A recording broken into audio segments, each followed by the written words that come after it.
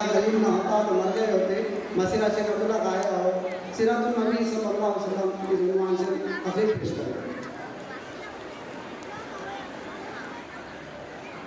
आप सब लोग यहाँ पर प्रोग्राम में आए हैं, हम चाहते हैं कि आप कुछ ना कुछ यहाँ से कुछ पैगाम लेकर जाए और आज इससे कुछ सीखें और सीखने के बाद हमारे नबी पाक सल्लल्लाहु अलैहि वसल्लम का तज़किरा किया जा रहा है। इसलिए सब बच्चे और सब पेरेंट्स जो है तो आप उनको बगौर समाप्त फरमाएं। इसके बाद नज़म जिंदगी एक किराए का घर है, तैयार है।